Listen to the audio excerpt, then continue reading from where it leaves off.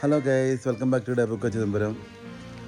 ഇന്നത്തെ ഒരു വീഡിയോ ഒരു ഫുഡിനെ പറ്റിയാണ്. ഞങ്ങൾ കോഴിക്കോട്ടുകാർക്ക് എന്നും പ്രിയപ്പെട്ടതാണ് ഫുഡ്. പല വെറൈറ്റി ഫുഡുള്ളൊരു ഡിസ്ട്രിക്റ്റ് തന്നെയാണ് കോഴിക്കോട്. അപ്പോൾ ഈ രാമശ്ശേരി ഇഡ്ഡലിയെ കുറിച്ചാണ്. എന്താണെന്ന് വെച്ച് കഴിഞ്ഞാൽ, എൻ്റെ കൂടെ വർക്ക് ചെയ്യുന്ന എൻ്റെ സീനിയറായ സുമിച്ചിയുടെ മകൻ്റെ കല്യാണത്തിന് പോയപ്പോൾ അവിടെ വിളമ്പിയതൊരു രാമശ്ശേരി ഇഡ്ഡലി ഒരു വെറൈറ്റി ഫുഡായിട്ട് എനിക്ക് ഫീൽ ചെയ്തു. അപ്പോൾ അത് നിങ്ങളിലേക്ക് കാണിക്കാമെന്ന് വെച്ചിട്ട് ഒരു വീഡിയോ എടുത്തു. അപ്പോൾ നമുക്ക് നേരെ വീഡിയോയിലേക്ക് പോകാം.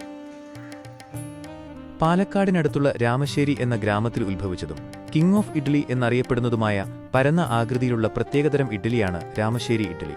സാധാരണ ഇഡ്ഡലിയേക്കാൾ വലുതും ദോശയുടെ രൂപത്തോട് സാമ്യമുള്ളതും പഞ്ഞി പോലെ മൃദുവുമാണ് ഇത്. മൺകലത്തിന്റെ മുകളിൽ തുണി വിരിച്ച് അതിൽ മാവൊഴിച്ച് ആവിയിൽ വേവിച്ചെടുക്കുന്ന തനതായ പാചകരീതിയാണ് ഇതിന്റെ മൃദുത്വത്തിനും രുചിക്കും കാരണം. പലപ്പോഴും വിറകടുപ്പിലാണ് ഇത് തയ്യാറാക്കുന്നത്. തമിഴ്നാട്ടിൽ നിന്ന് പാലക്കാട്ടേക്ക് കുടിയേറിയ മുതലിയാർ സമുദായത്തിൽപ്പെട്ടവരാണ് ഈ വിഭവം കേരളത്തിന് പരിചയപ്പെടുത്തിയത് എന്ന് കരുതപ്പെടുന്നു. അരിയും ഉഴുന്നും ചേർത്തുണ്ടാക്കുന്ന മാവ് തനതായ പാചകരീതിയിലൂടെ ആവിയിൽ വേവിച്ചെടുക്കുന്നതാണ് ഇതിന് ഈ രുചി നൽകുന്നത്. തേങ്ങാച്ചമ്മന്തി, സാമ്പാർ അല്ലെങ്കിൽ വെളിച്ചെണ്ണയിൽ കലക്കിയ പ്രത്യേക ഇഡ്ഡലിപ്പൊടി എന്നിവയോടൊപ്പമാണ് ഈ വിഭവം സാധാരണയായി വിളമ്പുന്നത്. ഈ ഇഡ്ഡലിയുടെ പാചകരീതിയും ചരിത്രവും വളരെ ശ്രദ്ധേയമാണ്.